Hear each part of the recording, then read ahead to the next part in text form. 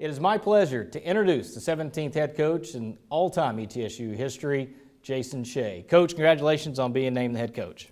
Thank you. I'm excited to be here and look forward to getting to work and continuing what we've established here.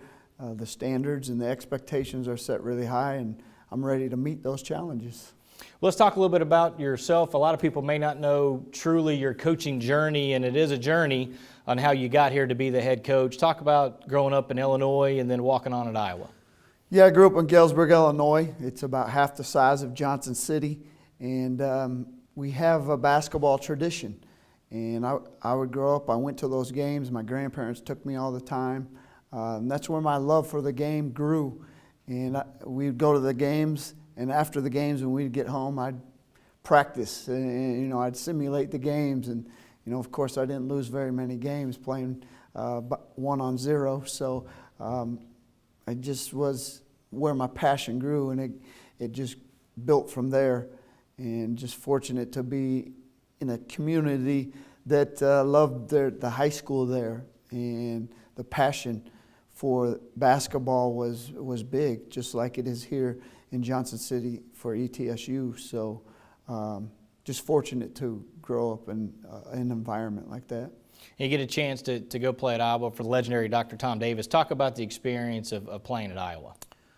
Yeah, I went there to Iowa because I wanted to go into the medical field. I wanted to be a physical therapist, and they had the best opportunity for me to do that, plus giving me the opportunity to walk on and make the team. So I tried out. There was about 60 other participants at 6 a.m. in the morning, and they told us right then and there who made the team. And from there, I tried to take my passion and play my role the best I could. I was simulating the other teams. I was the scout team, and it was the gray team called at that time, and tried to help Iowa win. I wanted to experience going to the NCAA tournament, and I was fortunate to do that twice while we were there, and it was an incredible experience, and it just drove my passion to be in the game even more when I left Iowa. And, so I tried to continue my journey in basketball when I finished at Iowa. You ended up coaching back at your high school, and you earned a master's degree as a leatherneck there at Western Illinois. I did. I tried to get on their staff as a GA at the time. I had sent out 20 to 30 resumes at the time trying to become a GA, and nothing, no bites. So I went to Western Illinois. I got accepted. I was going to go back and start my master's, and I didn't get the job at Western Illinois, so I worked at my old high school as the freshman B coach. And, I got to run my own team, which was exciting. I got to try new things. And in that time, that was, for me, it's exciting now because the Last Dance. And I was a big Chicago Bulls fan growing up in Illinois. Michael Jordan, Phil Jackson. The playoff series, I would record the games and diagram the plays to see where I could see the nuances and changes from one game to the next. And that just, again, whet my appetite for basketball. And that kind of started, me looking at the game a little bit differently. So when I watch a game, I'm not watching it for enjoyment. I'm watching to learn and grow and see where I can pick things up. Let's talk about then you get your master's degree, and then you finally get a chance to be an assistant basketball coach, D2 level in Erie, Pennsylvania at Mercyhurst College. Yeah, funny story. I was working with, so I had to do an internship for my master's degree in sport management, and I was working with the CBA at the time, the Quad City Thunder. And it was a lockout year, 99, and I got to practice with the team. And at the time, Coach Panaggio was running the triangle offense. So I got to, here I'd been studying it, I got to try and implement it now because we had lost some players. They needed an extra guy. I was just out of college, and so I could practice.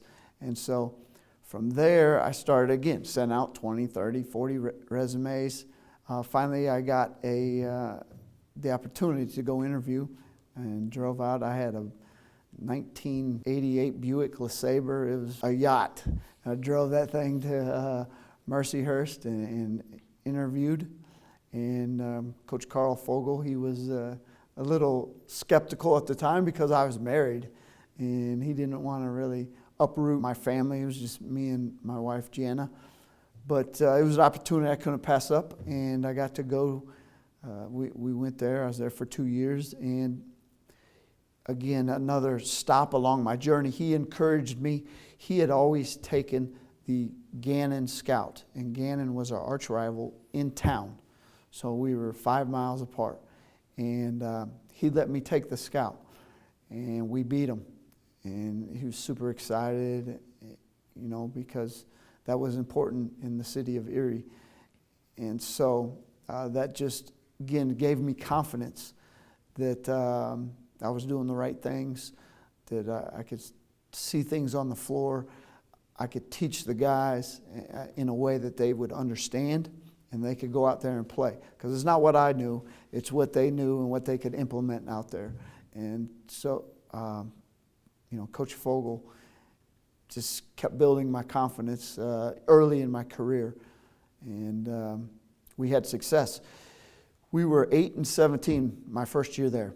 And what has happened throughout my entire career is we've changed a little bit, tweaked. We obviously have our base offensive and defensive philosophies, but he had been a motion guy, and we went to strictly sets. And me, Coach Fogel, another assistant at the time, Mike Warnicki, we would go down, the three of us, and we would just walk on the floor how we wanted to implement these plays.